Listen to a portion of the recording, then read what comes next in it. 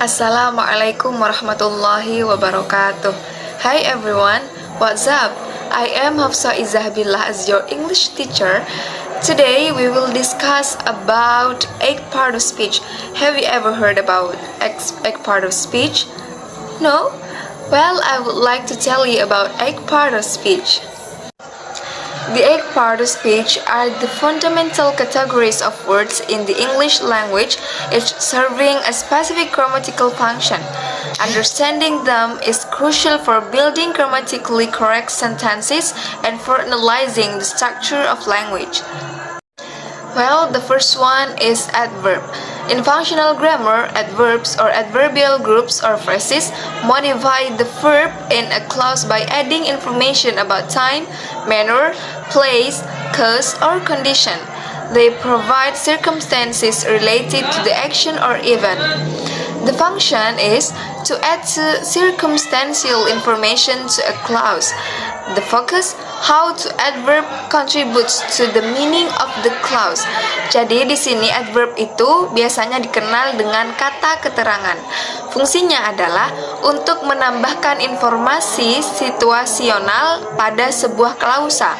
Fokusnya di sini adalah bagaimana kata keterangan berkontribusi pada makna klausa. Biasanya di sini adverb itu biasanya terdiri dari cara, waktu, tempat, sebab, atau kondisi. Contohnya, the first example is she sings beautifully. It's one of the manner. If time, they arrived yesterday. If place, he lives nearby. Because of the rain, the event was cancelled. Is cause. And the last one is condition. If it rains, we will stay home. Example, instead of saying directly, you're late, one might say, you arrived a bit later than expected, which is a more polite way to express time. The second one is verb. In functional grammar, the verb or verbal group is the central elements of clause. It expresses the action, event, process, or state that the clause is about. The verb determines the type of process being represented and influences the rules of other elements in the clause. The function is to express the core action, event, process, or state in a clause. The focus, how to verb constructs meaning in the clause. Jadi di sini verb itu biasanya dikenal dengan kata kerja. Fungsinya adalah untuk mengungkapkan tindakan inti, peristiwa, proses, atau keadaan dalam sebuah klausa. Fokusnya di sini adalah bagaimana kata kerja membangun makna dalam klausa. Okay, for the example is verbs of doing involve physical actions or events. For example, run, build, write, eat. In the sentence, she built a house. Dia membangun sebuah rumah. Yang selanjutnya, I believe in you. Saya percaya kepadamu. Itu juga termasuk kata kerja. Yang mana kata kerjanya? Yang kata kerjanya adalah believe. Yang ketiga, contoh yang ketiga, involve psychological or physical behavior, often a bridge between material and mental. Example is laugh, cry, smile, and breathe. For example, he smiled at her. Instead of saying directly, I don't know, one might say, I'm not sure about that, which is a more polite way to express uncertainty. The next one is adjective. In functional grammar, adjectives or attribute clauses serve to describe or attribute qualities to nouns. They provide additional information about the characteristics, properties, or states of the noun the modified. The function is to add descriptive detail specifying qualities or attributes of a noun. The focus, how adjectives contribute to the meaning and specificity of the noun. Jadi, adjektif di sini biasanya dikenal dengan kata sifat. Fungsinya di sini untuk menambahkan detail deskriptif, menentukan kualitas atau atribut dari kata benda. Fokusnya di sini adalah bagaimana kata sifat berkontribusi pada makna dan spesifikasi pada kata benda. The example is, she wore a beautiful dress. Yang mana kata adjektifnya? Kata adjektifnya adalah beautiful. He is a skilled worker. This is an electronic device. She is a talented musician. They lived in a house near the beach. The example, that food is bad. One might say, that food is less delicious than usual. The next one is interjection. In functional grammar, interjections are words or short phrases that express sudden emotion or reaction. They don't have grammatical function within the clause structure. Instead, they stand alone or are loosely connected to the sentence. The function is to express emotion, surprise, or other strong feelings. The focus is conveying the speaker's state of mind rather than contributing to the proportional content of the clause. Jadi, interjection di sini biasanya lebih dikenal dengan kata seru. Atau frasa pendek yang mengungkapkan emosi mendadak atau reaksi kita.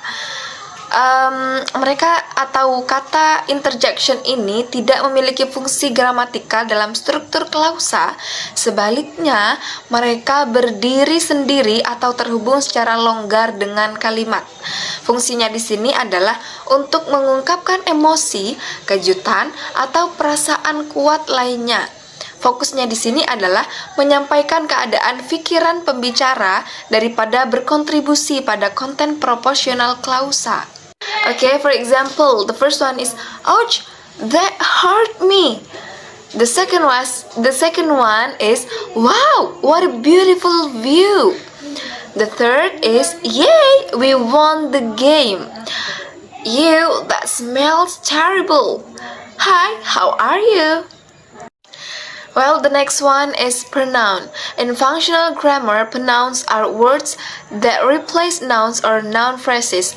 Their primary function is to avoid repetition and to refer to entities that have already been identified or are understood in the context. Pronouns play a crucial role in maintaining coherence and cohesion in a text. The function is to replace nouns or. Jadi, pronoun ini biasanya dikenal dengan kata ganti. Kata ganti adalah kata-kata yang menggantikan kata benda atau frasa kata benda. Fungsinya di sini adalah untuk menggantikan kata benda atau frasa kata benda, menghindari pengulangan dan menjaga koherensi. Fokusnya di sini adalah bagaimana kata ganti berkontribusi pada kelancaran dan kejelasan teks dengan merujuk pada partisipan, objek, atau ide, dan agar tidak mengulangi kata itu lagi. The example is, I, you, he, she, it, we, they, me, him, her, us, them. And a sentence, she went to the store and she bought milk. The next one is noun. In functional grammar, nouns or nominal groups are words that typically function as names for persons, places, things, or ideas. They are central to the structure of clauses, often serving as subjects, objects, or complements. Nouns can be simple or single words or complex or noun phrases. The function is to represent entities, concepts, or being within a clause. Focus how nouns contribute to the meaning of the clause by identifying and the next one is noun. In functional grammar, nouns or nominal groups are words that typically function as name for persons, places, things, or ideas. They are central to the structure of clauses, often serving as subjects, objects, or complements. Nouns can be simple or single words, or complex or noun phrases. The function is to represent entities, concepts, or being within a clause. The focus how nouns contribute to the meaning of the clause by identifying and categorizing elements and the word. The example is John went to London. The dog is under the table. The third one is she read a book in the house. Jadi, noun di sini berarti biasanya lebih dikenal dengan kata benda. The next one is conjunction. In functional grammar, conjunctions are words or phrases that join words, phrases, clauses, or sentences. The function is to link linguistics units and establish logical relationships between them. The focus how conjunctions build meaning by signaling connections and dependencies within a text. Jadi di sini conjunction itu kata sambung, biasanya lebih dikenal dengan kata sambung. Contohnya biasanya disingkat dengan fun boys. Fun boys itu berarti for, and, nor, but, or, yet, so. For example, she went to the market and she bought some fruits. Di sini ada kata conjunction. Conjunctionnya apa? And. Ingat yang tadi fun boys. For, and, nor, but, or, yet, and so. Jadi kata and di sini berarti kata conjunction. The next one is preposition. In functional grammar, prepositions are words that establish relationships between a noun or pronoun and other elements in a sentence. They typically indicate location, direction, time, or other abstract relationships.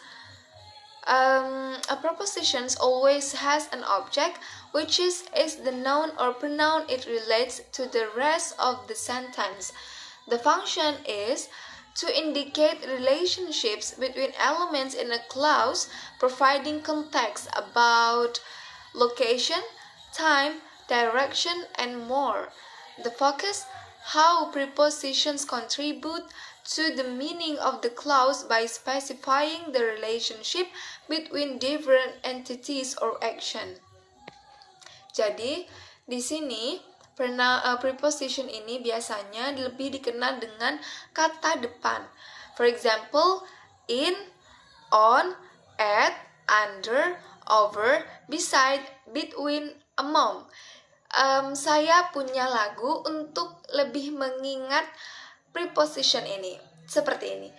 On, in, under, on, in, under, on, in, under, around and above, behind, beside, in front, behind, beside, in front, behind, beside, in front, around and above. And a sentence, the example is, she lives in Jakarta. The example is, she lives in Jakarta. She walked to the store. They drove through the city. Well, they are the 8 part of speech that I have explained to you just now. I hope you will understand about my explanation just now. Okay, maybe just it from me. Thank you very much for your nice attention. See you next time. The last I say, Assalamualaikum warahmatullahi wabarakatuh. See ya.